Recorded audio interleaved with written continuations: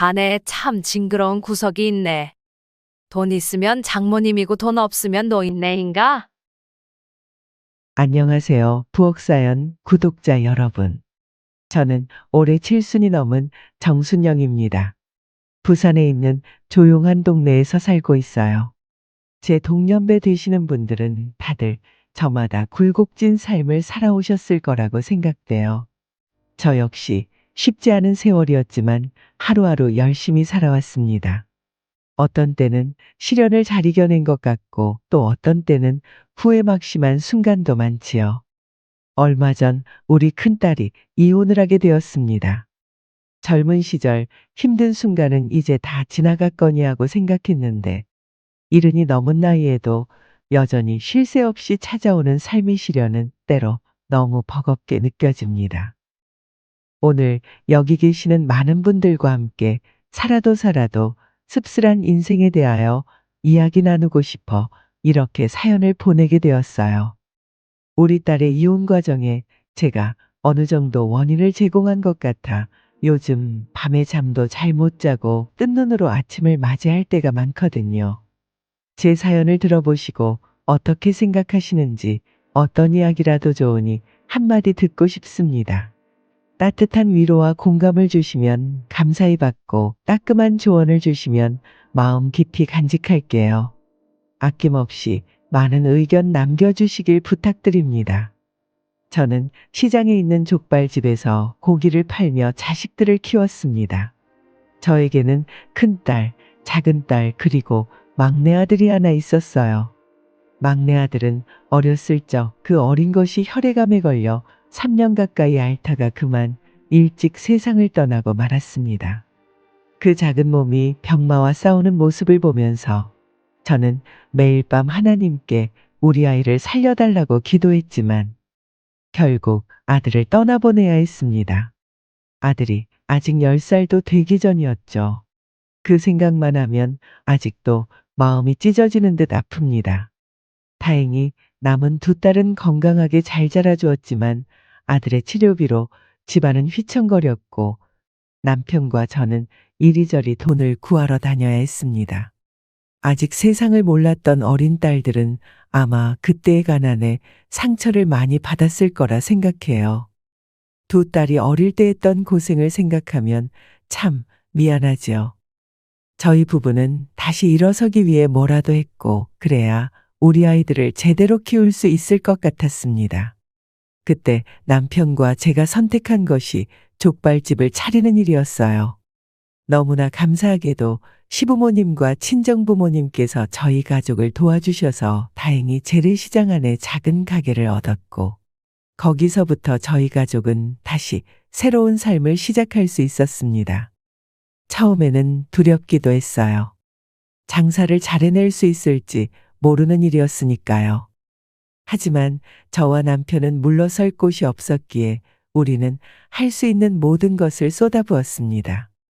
특히 시어머님이 저희를 많이 도와주셨어요. 예전에 국밥집을 운영하셔서 고기를 다루고 장사를 하는 노하우를 많이 알려주셨거든요. 그분의 도움 덕분에 걱정과 달리 족발집은 빠르게 자리 잡았습니다. 그렇게 정신없이 10년의 세월이 흐르고 족발집은 시장에서 완전히 자리를 잡았고 우리 가게는 나름 동네에서 소문난 맛집이 되었습니다. 단골 손님이 늘어나고 시장 사람들 사이에서도 저희 집 족발이 가장 맛있다는 이야기가 퍼져나갔어요. 그 사이 큰딸과 작은딸은 둘 다 고등학교를 졸업하고 대학에 진학하였습니다. 큰딸 현정이는 부산에 있는 전문대를 갔고 작은딸 수정이는 성적이 꽤 좋아서 서울에 있는 4년제 대학으로 진학했어요. 현정이도 대학을 졸업한 후 일자리를 찾아 서울로 이사를 갔습니다. 그리고 얼마 지나지 않아 피부관리사 자격증을 따서 큰 피부관리실에 취직했다고 하더군요. 두 딸 모두 비교적 평탄하게 자기 길을 찾아갔어요. 그런데 작은 딸이 회사에 취직하고 몇 년 지나자 결혼을 하고 싶은 사람이 있다고 고백했는데 외국인이라고 했습니다. 저와 남편은 처음에는 반대를 했어요. 아무래도 문화도 다르고 나중에는 작은 딸이 외국 나가서 산다고 할까봐 겁이 났거든요. 하지만 딸이 선택한 인생을 부모가 말릴 수 있나요? 결국 작은 딸은 푸른색 눈의 사위와 결혼식을 올렸고 30이 되기 전 캐나다로 이민을 갔습니다. 처음에는 딸을 잃어버린 것 같아 많이 서운했어요. 그런데 캐나다에 가서 잘 살고 있는 딸의 밝은 모습을 보니 시집 잘 갔구나 하는 생각이 들며 위안이 되더라고요. 큰딸 현정이 역시 서울에서 일한 지 5년 정도 지나자 결혼하고 싶은 남자가 있다며 저희 부부에게 소개를 시켰습니다. 예비사위가 인사를 온 날 키도 훤칠하고 서글서글한 첫인상이 정말 좋아 보였어요. 서울에서 자동차를 판매하는 영업사원으로 일하고 있다고 하더군요. 두 사람은 1년 정도 연애를 했다고 했는데 서로 잘 어울렸습니다. 그렇게 큰딸도 결혼을 하게 되었어요. 딸이 결혼을 한 후 박서방은 오랜 시간 동안 저희 부부에게 참 잘했어요. 영업사원이라 그런지 말주변도 좋고 살갑게 저희를 대하는 사위가 되어주었죠. 큰딸은 시댁과도 잘 지내는 듯 했습니다. 박가사도는 몇 년 전 돌아가시고 안사돈 홀로 생활하셔서 자주 찾아간다고 했어요. 안사돈은 옛날이라 보수적인 면이 있긴 했지만 크게 불편할 정도는 아니라고 했습니다. 두 딸을 모두 여우고 난 후 저희 부부는 심리적으로 편안한 나날을 보내며 노후 준비에 집중하였어요. 이제는 크게 걱정할 것도 없다고 생각했죠. 그때 저희 부부가 환갑이 훌쩍 넘은 나이였는데 그때도 세상은 만만치 않더라고요. 어느 날 뉴스에서 감염병 이야기가 나오기 시작하더니 곧 코로나라는 무서운 병이 온 나라를 휩쓸었습니다. 코로나가 시작되고 몇 개월이 지나자 나라에서는 거리두기를 시작하더니 어디 도시에서 집단 감염이 나왔다는 둥, 사망자가 늘어난다는 둥 온통 무서운 뉴스가 흘러나오기 시작했어요. 시장 상인들은 직격탄을 맞았죠. 매출이 반토막 수준이 아니라 아예 한 푼도 못 벌 지경이었어요. 걱정이 된 큰딸은 매일같이 전화를 했습니다. 엄마, 요새 가게는 괜찮아요? 아예 가게 문을 닫고 쉬어야 할 것 같은데. 시장 전체가 아주 파리만 날려. 아주 죽겠다. 요새는 배달이 대세라던데 그거라도 해야 할까 봐. 네 아빠는 맨날 한숨만 쉬고 있으니 일을 어쩌면 좋니? 일을 어째요? 힘내세요. 딸도 어찌할 도리가 없어 발만 동동 구를 뿐이었죠. 딸이 하던 피부관리실도 타격이 커서 거의 손님이 오지 않는다고 하더군요.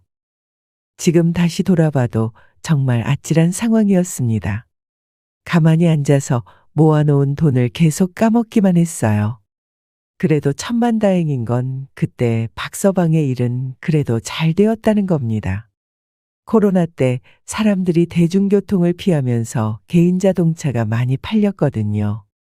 박서방이라도 수입이 좋으니 천만다행이라고 생각했죠. 그래도 우리 부부가 힘들게 키웠던 족발 가게는 계속 기울어만 갔습니다. 남편은 답답한 상황에 할 수 있는 일이 없어 매일 가게 한구석에서 술을 마시며 마음을 달랬어요. 그러던 어느 날 엎친 데 덮친 격으로 큰일이 일어나고 말았습니다.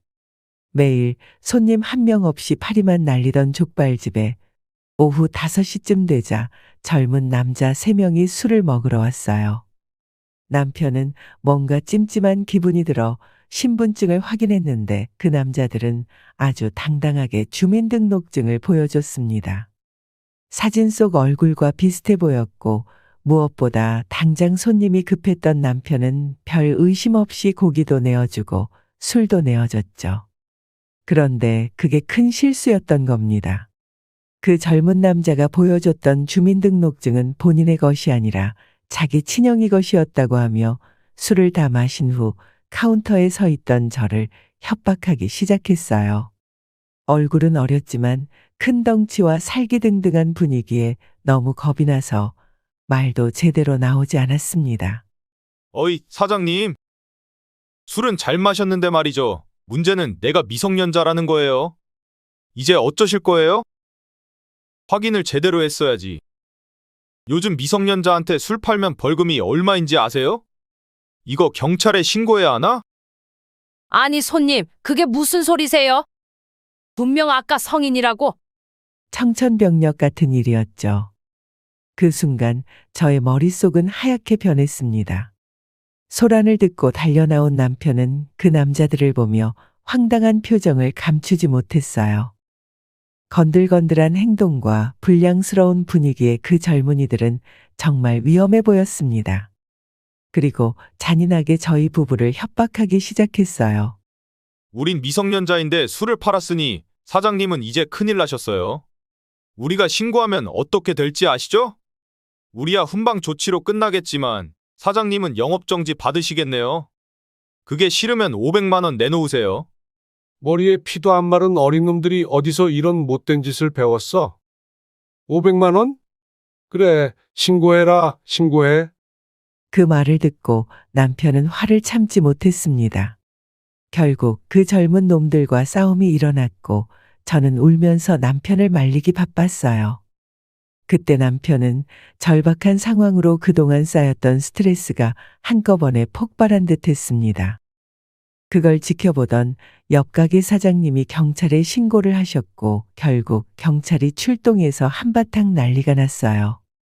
경찰이 오자 저는 울면서 억울함을 호소했습니다. 저희는 정말 몰랐어요. 저희도 자식이 있고 손주가 있는데 이 어린 학생들에게 술 팔아서 못 남겠어요. 제발 한 번만 봐주세요. 죄송합니다. 사장님, 이미 신고가 들어온 이상 저희도 어쩔 수 없어요.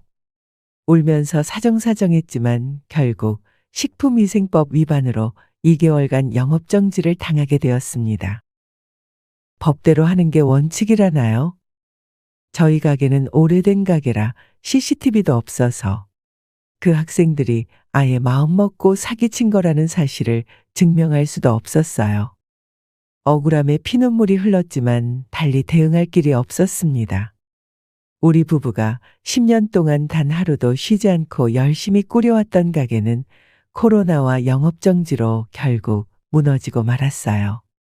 어려운 시절을 1년간 겨우겨우 버티다 모아두었던 돈을 절반 가까이 까먹은 후에야 허무하게 문을 닫았죠.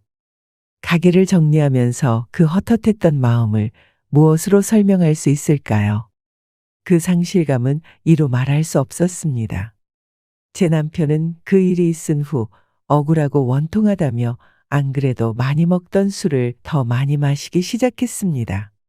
그러다 결국 뇌졸중으로 쓰러지고 말았죠. 몇 년 전에도 한 번 쓰러진 적이 있어서 이번에는 재발이었습니다. 느낌이 좋지 않았어요. 결국 남편은 1년을 버티지 못하고 칠순을 앞둔 어느 날 허무하게 세상을 떠났습니다. 젊은 시절 아들을 잃은 이후로 가장 힘든 시간을 보내던 시기였습니다. 이악 물고 버티고 살면서 제기를 했고 이제 편안한 노후를 보내면 된다고 생각하고 있었는데 너무나 무력하게 가게도 잃고 남편도 잃은 채 다시 밑바닥으로 굴러떨어진 기분이었어요. 저는 그 시절을 버텨내지 못하고 속절없이 무너져 내리고 말았어요. 지금이야 이렇게 담담하게 이야기를 하지만 그때는 하루도 눈물을 흘리지 않은 날이 없었습니다. 남편이 떠난 후 저는 극심한 우울증에 시달렸어요. 밥을 먹다가도 몸을 씻다가도 TV를 보다가도 어느 순간 눈물이 왈칵 쏟아졌죠. 수면제 없이는 잠도 잘 수 없는 날들이 이어졌습니다. 두 딸은 제가 걱정되어 매일 번갈아 가며 전화했어요. 작은 딸은 멀리 캐나다에서 한국으로 올 수 없음을 한탄하며 전화를 할 때마다 울먹이는 목소리로 미안하다고 했습니다. 그렇게 몇 개월을 지내다 아무리 생각해도 이렇게는 안 되겠다 싶었는지 큰딸 현정이가 저를 찾아왔죠. 엄마, 이렇게까지 힘드신 줄도 모르고 내가 너무 무심했어. 엄마, 이제 가게도 안 하시고 아버지도 안 계신데 집 정리하고 나랑 같이 올라가요. 박서방도 엄마한테 잘하잖아. 이러다 엄마까지 잘못되실까봐 내가 단 하루도 마음이 편할 날이 없어. 그러니까 제발 내 말 들어줘요. 현정아, 내 나이가 이제 70이 넘었는데 이제 와서 다른 데 가서 어떻게 살겠니? 내 걱정 말고 니들이나 잘 살아라. 나는 그냥 여기서 조용히 쉬면서 사는 게 좋아. 사실 저는 딸에게 부담이 될까봐 한사코 부산에 남아있겠다고 했습니다. 하지만 현정이는 포기하지 않았어요. 아버지도 그렇게 허망하게 보냈는데 저까지 잘못되면 자기 마음이 편할 날이 없을 거라면서 계속 설득했습니다. 그렇게 2번, 3번을 찾아오더니 4번째로 왔을 때 결국 제 상황을 보고 말았어요.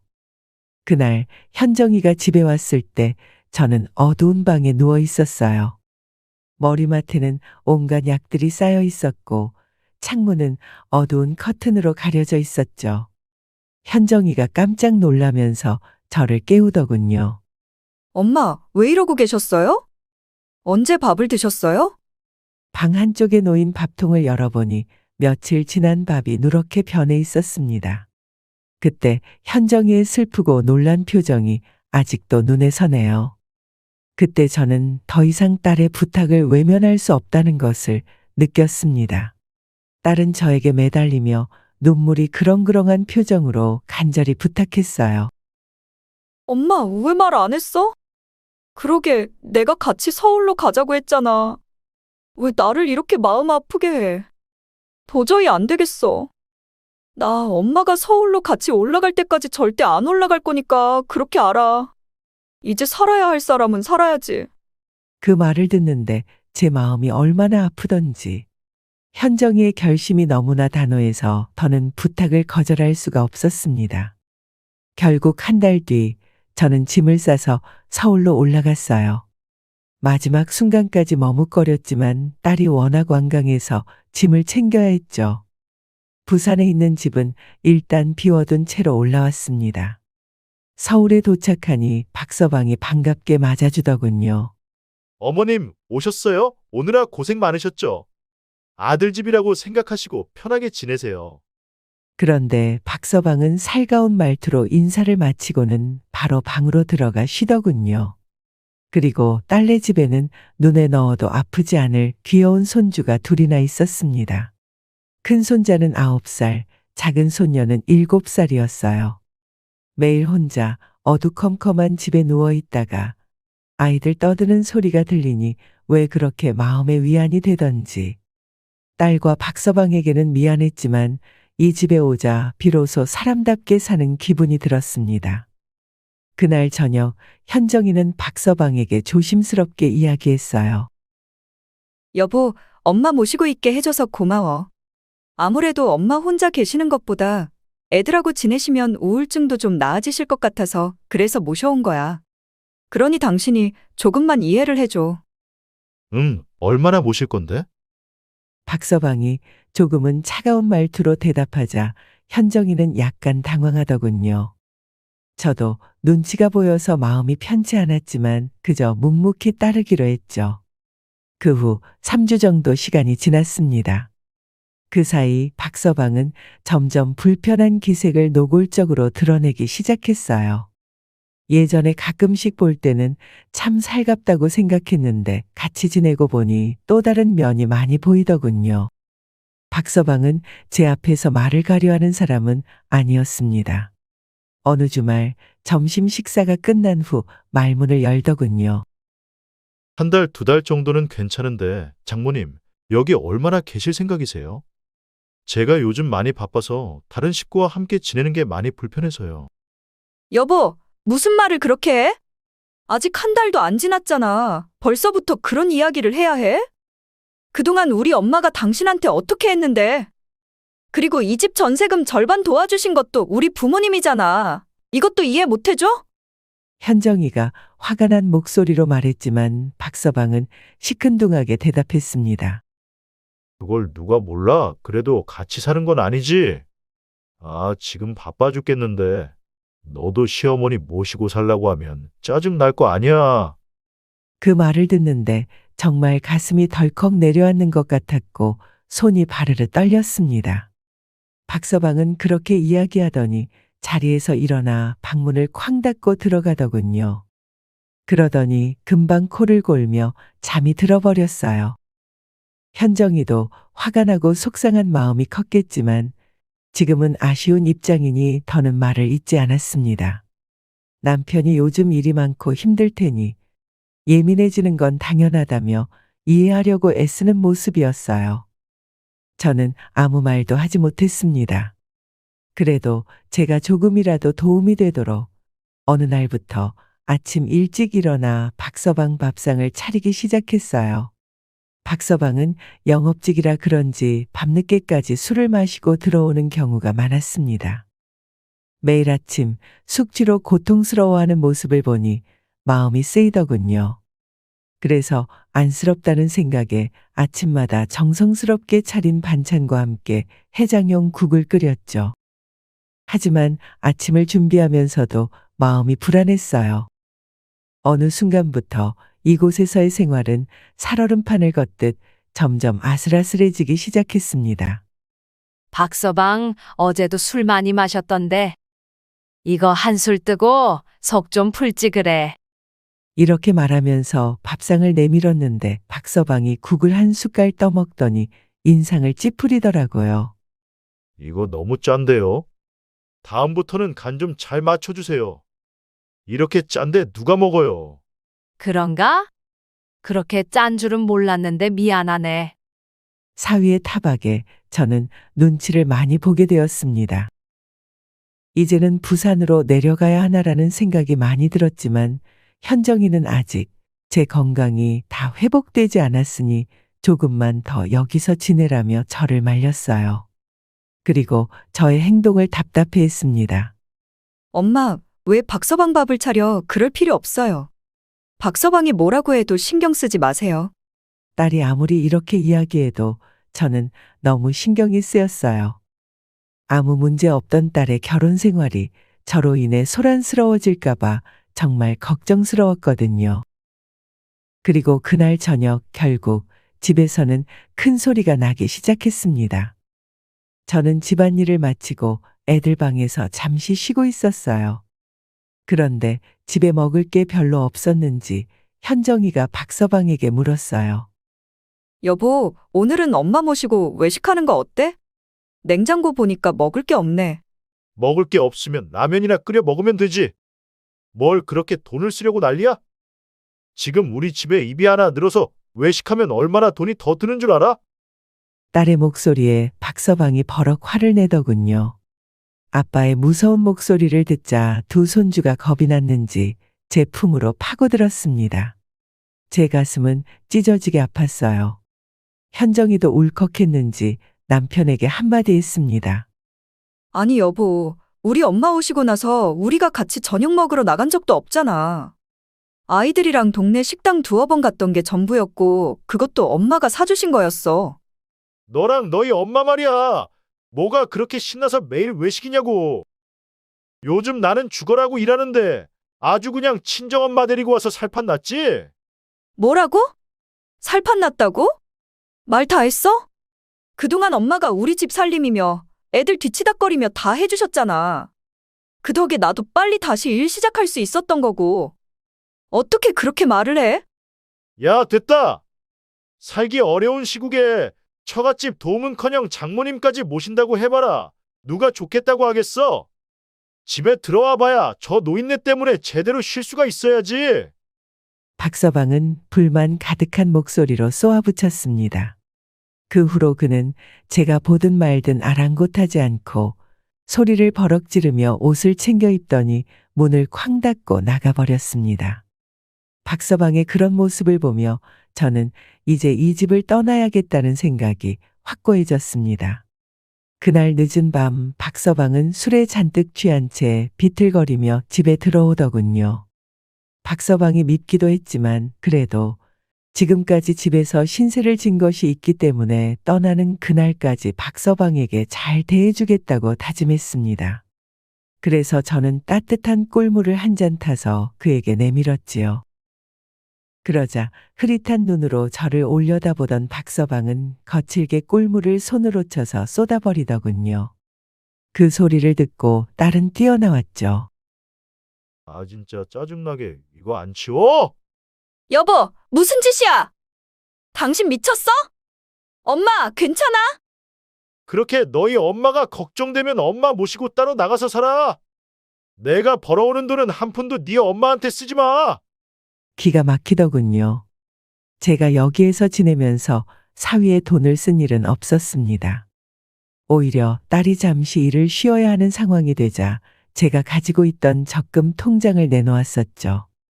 지난 도움들은 어떻게 그렇게 까맣게 있고 이렇게 적반하장으로 나올 수 있는지 지금까지 참을 만큼 참았고 더는 참을 필요도 없다고 생각했습니다. 우울증 치료를 위해 서울에 왔는데 오히려 사위의 그런 태도 때문에 더 우울해질 것 같았어요. 이제 됐다. 나도 이제 더는 이 집에 머무를 생각 없어. 다음 주에는 짐 챙겨서 나갈 테니 걱정 말거라. 드디어 그런 생각을 하셨어요. 이제야 발 좀 뻗고 자겠네. 사위는 그렇게 빈정거리며 이야기한 후 그대로 바닥에 드러누운 채 잠이 들더군요.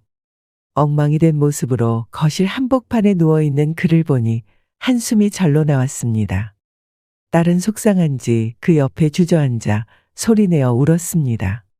저는 딸의 작은 어깨를 다독여주며 달래주었어요. 참 가슴이 찢어지도록 아프더군요.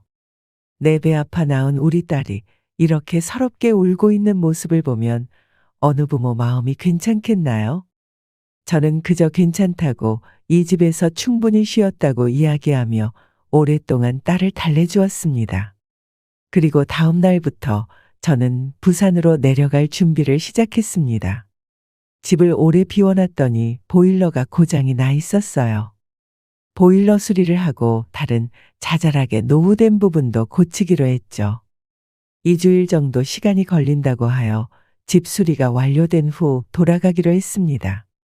집을 나간다고 한 뒤로 박서방과 저는 서먹한 관계를 이어갔습니다.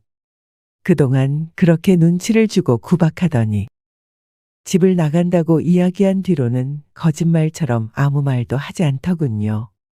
어떻게 사람이 상황에 따라 이렇게 손바닥 뒤집듯 행동을 바꿀 수 있나. 참 못 믿을 사람이라는 생각이 들며 딸이 걱정되었습니다. 나중에 딸이 끝까지 못 살고 헤어져도 100번 이해된다는 생각마저 슬그머니 들었어요. 그러더니 며칠 후부터는 박서방이 다시 능글능글하게 웃으며 저에게 잘하는 거예요. 저는 너무나 소름 끼쳤습니다. 장모님, 뭐 드시고 싶은 거 없으세요? 저희 오늘 외식할까요? 자네 그게 무슨 소린가? 나한테는 한 푼도 쓰지 말라고 하지 않았나? 뭘 그런 걸 마음에 담아두셨어요. 많이 서운하셨죠? 그땐 제가 스트레스가 많아서 그랬나 봐요. 저의 날선 대답에도 박서방은 한동안 저와 가까워지려고 노력하더군요. 하지만 제가 이 집에서 지내는 한 달간 박서방이 보여준 충격적인 모습들은 강하게 뇌리에 박혀 있었기 때문에 갑자기 바뀐 그의 모습은 징그럽게만 느껴졌습니다. 그렇게 며칠 노력하더니 결국 본색을 드러내더군요. 딸의 퇴근이 늦어져 집에 아직 들어오지 않았을 때 거실에서 빨래를 개고 있는 저에게 다가와 조심스럽게 이야기했습니다. 장모님, 제가 앞으로 잘 모실게요. 그냥 부산으로 돌아가지 않으셔도 될 것 같아요. 그게 무슨 소린가? 난 부산으로 돌아갈 거야. 여기서 지낼 일은 없어. 그냥 부산 집 팔고 저희랑 집 합치시면 안 될까요? 뭐라고? 사실은 제가 자동차 판매 대리점 사업을 하고 싶은데 자금이 필요해서요. 집 팔고 돈 대주시면 평생 잊지 않고 잘 모실게요. 현정이한테도 좋은 일이지. 안 그래요? 기가 막히더군요. 박서방의 태도를 보니 그동안의 모든 일이 이해가 되었습니다. 족발집이 잘 될 때는 금전적으로 도움을 많이 받았으니 서글서글하게 잘했던 거고, 족발집이 망한 후에는 도움을 받기 어려울 것 같으니 저를 그렇게까지 함부로 대했던 거예요. 마치 뒤통수를 한 대 얻어맞은 듯 그렇게 깨달음이 오더군요. 그렇다면 앞으로의 일도 뻔했습니다. 집을 팔고 받을 것 다 받고 나면 또 저를 함부로 대하겠지요. 저는 딱 잘라 거절했습니다. 박서방, 사람 그렇게 안 봤는데 자네 참 징그러운 구석이 있네. 돈 있으면 장모님이고 돈 없으면 노인네인가? 지금까지 나한테 그렇게 막대하고 이제 와서 며칠 잘해주면 내가 자네를 도와줄 줄 알았나? 그럴 일 없으니 꿈 깨도록 해. 제가 이렇게 이야기하자 박서방의 얼굴이 벌겋게 달아오르더니 곧 입에도 담을 수 없는 험한 욕을 하며 일어나더군요. 그리고 거칠게 문을 쾅 닫으며 집 밖으로 나가버렸습니다. 그날 늦은 저녁 현정이가 돌아와 남편을 찾았지만 저는 아무 말도 하지 않았습니다. 딸 역시 저와 함께 지내는 기간 동안 남편의 막대먹은 행동을 보고 완전히 질려버린 상태였어요. 그 이상 마음이 상하면 정말 이혼 이야기라도 나올까봐 겁이 났습니다. 그리고 부산으로 내려가기 이틀 전 방에서 짐을 싸고 있는데 거실에서 손녀딸이 크게 우는 소리가 났습니다. 깜짝 놀라 허겁지겁 달려가 보니 정수기에서 뜨거운 물을 잘못 받아 팔에 화상을 입었더라고요. 급한 마음에 얼른 물로 피부를 식히고 깨끗한 수건으로 감싼 후 병원으로 안고 달려갔습니다. 다행히 크게 다친 건 아니었지만 손녀딸이 크게 놀라 있었어요. 급하게 딸을 불렀고 박서방에게도 연락해 두었습니다. 먼저 도착한 건 딸이었어요. 현정이는 사색이 되어 병원으로 달려왔습니다. 그래도 그때는 손녀딸이 많이 안정되어 엄마에게 괜찮다고 웃어 보였어요. 그 뒤로 박서방 역시 급하게 병원으로 들어오더군요. 그런데 박서방이 저와 눈이 마주치자마자 소리를 고래고래 지르기 시작하는 거예요. 딸이 있건 없건 안중에도 없었습니다. 마치 제가 실수라도 하길 기다렸다는 듯 마구 몰아쳤어요. 이 망할 노인네가 노망이 났나? 아니, 집구석에 있으면서 애 하나 제대로 못 보고 이게 뭐 하는 짓이야? 진짜 꼴도 보기 싫으니까 당장 짐 싸서 꺼져. 저는 너무 놀라 아무 말도 할 수 없었습니다. 온 병원의 사람들이 박서방과 저를 놀란 표정으로 바라보았어요. 박서방은 저를 보고 거친 숨을 몰아쉬고 있었고 큰 소리에 놀란 손녀딸은 울음을 터뜨렸죠. 그때 딸이 갑자기 돌발 행동을 했습니다. 딸은 박서방에게 다가가더니 있는 힘껏 그의 뺨을 때렸어요. 박서방은 갑자기 날아온 귓방망이의 정신을 못 차리고 황당하다는 표정으로 현정이를 바라봤습니다.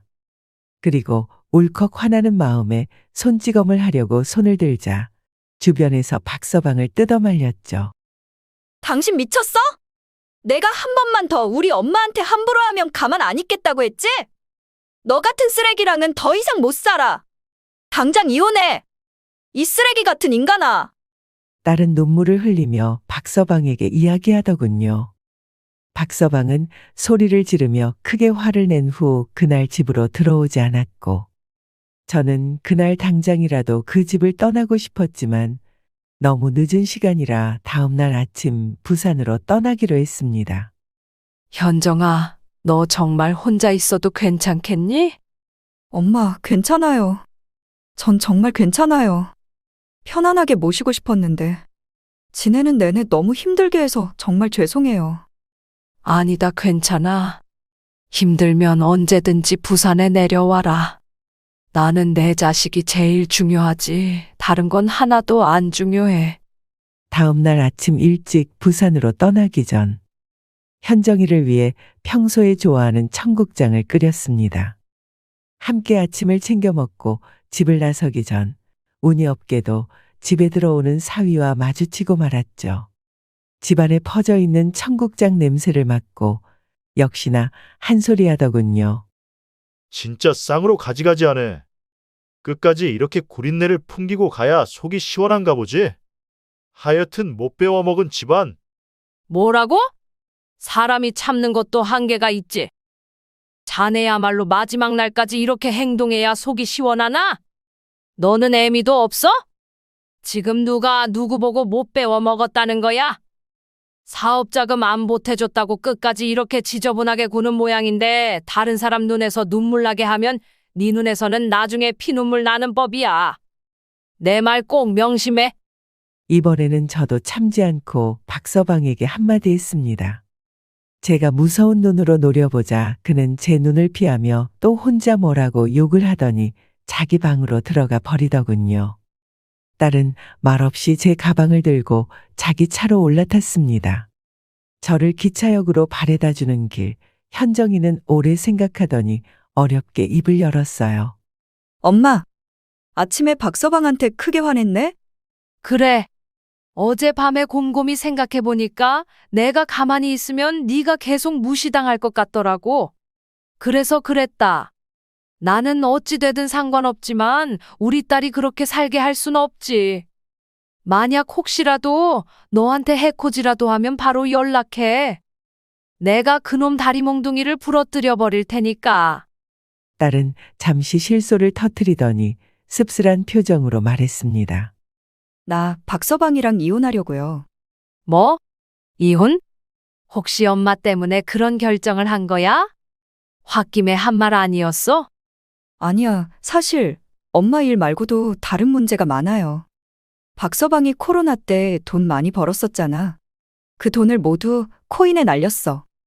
집에 가져다 준 돈은 없고, 그런데 또 사업을 한다면서 빚도 내고 다니고. 그런 문제로 나랑 갈등이 많아요. 아까 들어보니까 엄마한테도 한번 돈 달라고 이야기한 것 같던데? 그렇긴 했지.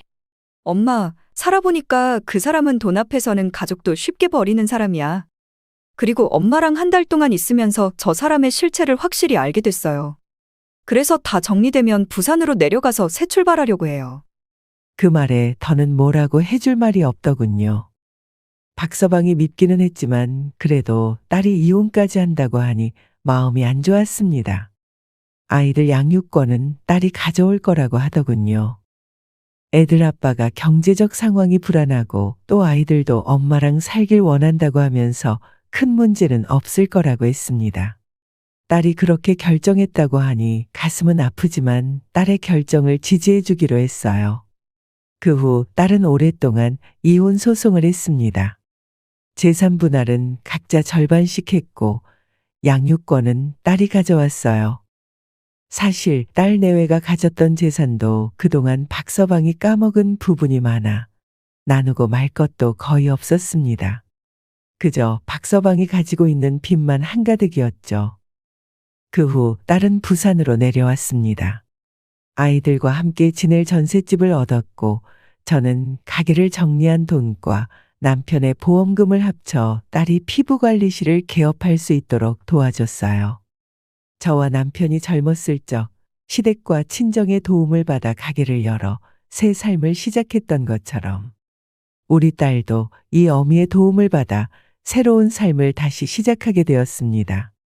부디 이 일을 발판 삼아 재기에 성공하고 두 아이를 건강하고 바르게 잘 키워낼 수 있도록 간절히 바라고 있어요. 또 제가 옆에서 힘이 닿는 데까지 많이 도와줄 생각입니다. 얼마 전 깔끔하게 꾸며진 딸의 새로운 가게를 방문해 보았어요. 그런데 한켠에 못 보던 정수기가 하나 있더군요. 물병처럼 생긴 간단한 모양이었습니다. 이게 뭐야? 물병이야? 아니에요, 엄마. 그거 간이정수기야. 신기하지? 우리 둘째 딸이 정수기 뜨거운 물에 데였었잖아요. 그 뒤로 그걸로 바꿨어요. 전기 없어도 되고 필터만 갈아주면 돼서 간편해. 그리고 물맛도 좋아져요. 그래? 정말 신기하네. 밝게 말하는 딸을 보니 저도 마음이 놓이더군요. 물을 한 컵 따라보자 맑은 물이 한 컵 가득 찼습니다. 정말 딸의 말대로 물맛도 상쾌하게 좋은 것 같았어요. 자세히 물어보니 브리타 정수기라고 하면서 제 집에도 하나 놓아준다고 하더군요. 저는 고맙다고 밝게 이야기했습니다. 맑고 투명한 정수기를 보니 딸의 미래도 그렇게 맑고 깨끗할 것 같은 생각에 희망이 가득 찼어요. 하지만 이렇게 희망을 꿈꾸다가도 가끔 뒤돌아보면 여전히 시커먼 후회가 제 마음속에 도사리고 있습니다. 만약 남편이 떠났던 그때 제가 우울증에 빠지지 않았다면, 그래서 딸의 집에 가지 않았다면 어땠을까 하는 생각이 항상 머릿속에 맴돌아요. 현정이는 제가 그런 말을 할 때마다 손사래를 치며 그 일 아니었어도 언젠가는 헤어졌을 사람이라고 이야기하지만, 제가 서울로 올라가 생활하면서 부부의 갈등이 심해졌다는 건 부정할 수 없는 사실인 것 같아요. 어쩌다 딸이 인생을 망친 엄마가 된 건지 매일 밤 생각하고 또 생각합니다. 그래서 저는 여러분의 의견을 들어보고자 이렇게 용기를 내어 제 이야기를 적어 보았어요. 제가 정말 딸이 이혼하도록 원인을 제공한 걸까요? 아니면 제가 가지 않았더라도 결국 딸은 이혼을 하게 되었을까요? 가보지 않은 길을 자꾸 뒤돌아보며 후회하고 상상해보는 건 어리석은 일이란 걸 알지만, 많은 사람들이 그렇듯 자식 문제에 대해서는 한없이 어리석어지는 것 같습니다. 제 이야기를 들어보신 인생 선배님들 중 어떤 의견을 가진 분이 있다면 댓글로 남겨주세요. 앞서 말했듯 따뜻한 위로나 공감, 혹은 매서운 일침 모두 겸허한 마음으로 받아들이겠습니다. 그리고 저와 비슷한 상황에 처한 분이 있다면 이곳에서 어떻게 살면 좋을지 함께 이야기 나눠보면 더 좋을 것 같아요.